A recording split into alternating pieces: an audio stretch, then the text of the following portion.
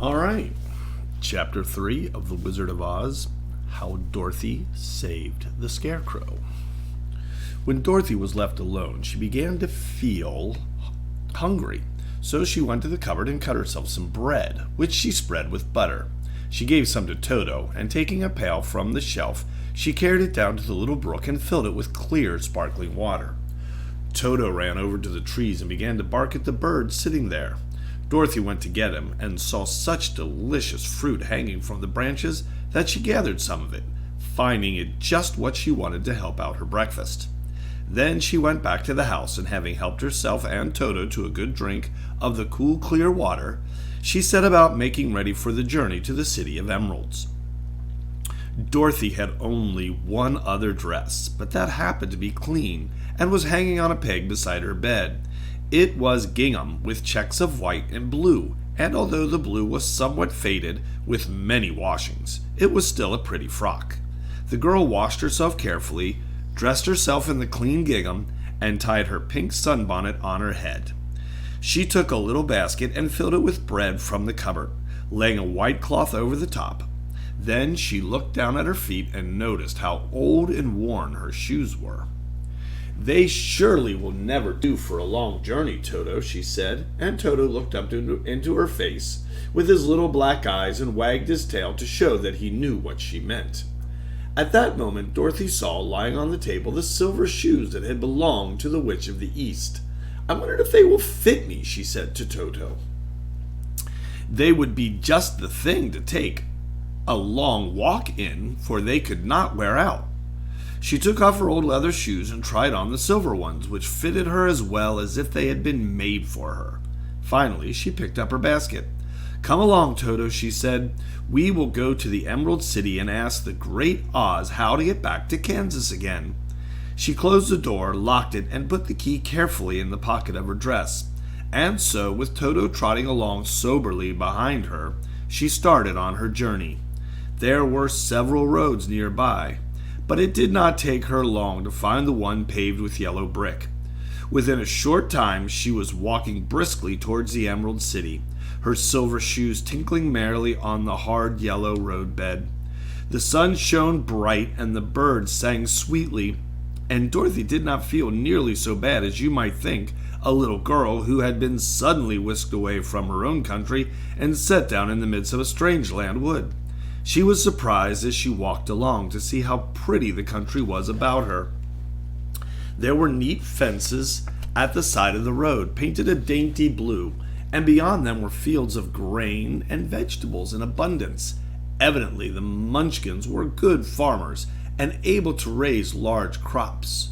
Once in a while, she would pass a house, and people came out to look at her and bow low as she went by, for everyone knew she had been the means of destroying the Wicked Witch and setting them free from bondage.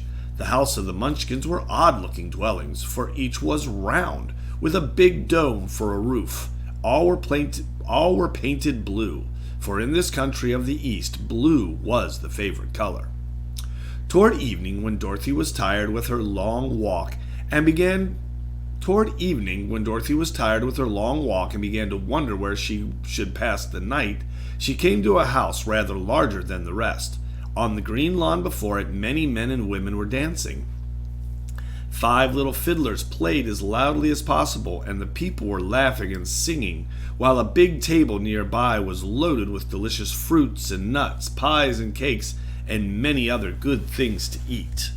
The people greeted Dorothy kindly and invited her to supper and to pass the night with them, for this was the home of one of the richest Munchkins in the land, and his friends were gathered with him to celebrate their freedom from the bondage of the Wicked Witch. Dorothy ate a hearty supper and was waited upon by the rich Munchkin himself, whose name was Bock. Then she sat down upon a settee and watched the people dance. When Bock saw her silver shoes, he said, "You must be a great sorceress." "Why?" asked the girl. "Because you wear silver shoes and have killed the Wicked Witch. Besides, you have white in your frock, and only witches and sorceresses wear white." "My dress is blue and white checks," said Dorothy, smoothing out the wrinkles in it. "It is kind of you to wear that," said Bock, Blue is the color of the Munchkins, and white is the witch color, so we know you are a friendly witch."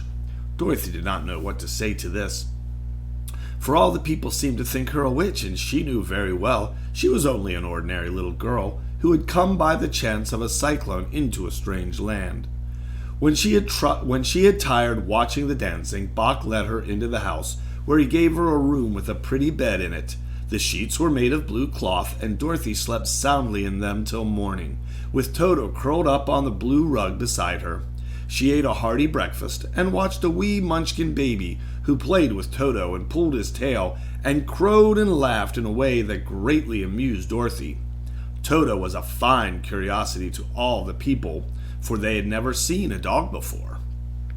"How far is it to the Emerald City?" the girl asked. "I don't know," answered Bach gravely, "for I have never been there.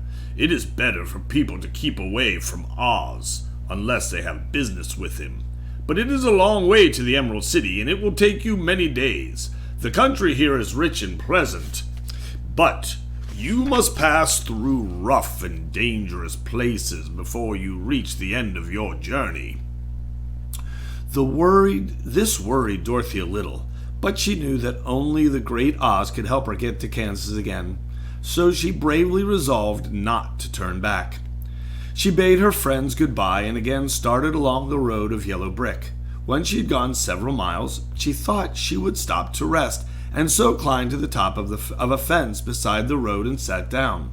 There was a great cornfield beyond the fence, and not far away she saw a scarecrow, placed high on a pole to keep the birds from the ripe corn.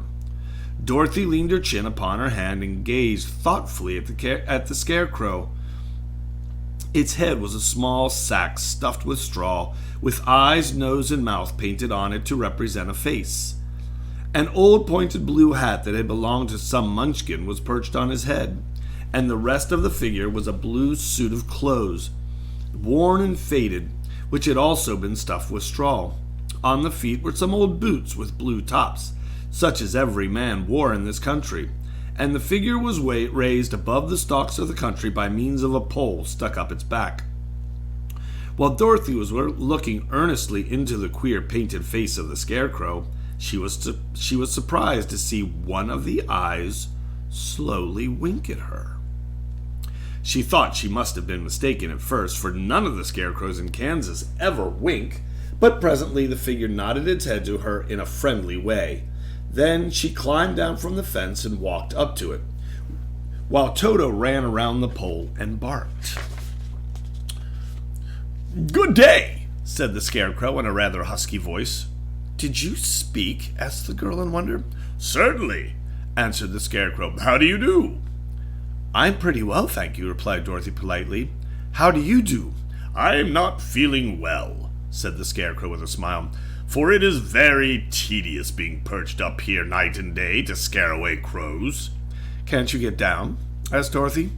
"No, for this pole is stuck up my back. If you will please take away the pole, I shall be obliged to you." Dorothy reached up both arms and lifted the figure off the pole, for being stuffed with straw, it was quite light. "Oh, thank you very much," said the scarecrow when he had been set down on the ground. "I feel like a new man." Dorothy was puzzled at this, for it sounded queer to hear a stuffed man speak and to see him bow and walk along beside her. "Who are you?" asked the scarecrow when he had stretched himself and yawned. "And where are you going?" "My name is Dorothy," said the girl. "I am going to the Emerald City to ask the great Oz to send me back to Kansas." "Where is the Emerald City?" he inquired. "And who is Oz?" "Why, don't you know?" she returned in surprise. "No, indeed, I don't know anything, you see. I am stuffed, so I have no brains at all," he answered sadly. "Oh," said Dorothy, "I am awfully sorry for you." "Do you think," he asked, "if I go to the Emerald City with you, that Oz would give me some brains?" "I cannot tell," she returned, "but you may come with me, if you like. If Oz will not give you any brains, you will be no worse off than you are now." "That is true," said the scarecrow. You see," he continued confidentially, "I don't mind my legs and arms and bodies being stuffed, because I cannot get hurt. If anyone treads on my toes or sticks a pin into me, it doesn't matter, for I can't feel it. But I do not want people to call me a fool. And if my head stays stuffed with straw instead of with brains as yours is, how am I ever to know anything?" "I understand how you feel," said the little girl, who was truly sorry for him. "If you will come with me, I'll ask Oz to do all he can for you." "Thank you," he answered gratefully. They walked back to the road. Dorothy helped him over the fence, and they started along the path of yellow brick for the Emerald City. Toto did not like this addition to the party at first. He smelled around the stuffed man as if he suspected there might be a nest of rats in the straw, and he often growled in an unfriendly way at the Scarecrow. "Don't mind Toto," said Dorothy to her new friend. "He never bites." "Oh, I'm not afraid," replied the Scarecrow. "He can't hurt the straw. Do let me carry the basket for you. I shall not mind it, for I can't get tired. I'll tell you a secret," he continued, as he walked along. "There's only one thing in the world I am afraid of." "What is that?" asked Dorothy. "The Munchkin farmer who made you?" "No," answered the Scarecrow. "It's a lighted match." All right. That was Chapter 3 of The Wizard of Oz. Dorothy Saves the Scarecrow. Back with Chapter 4 tomorrow.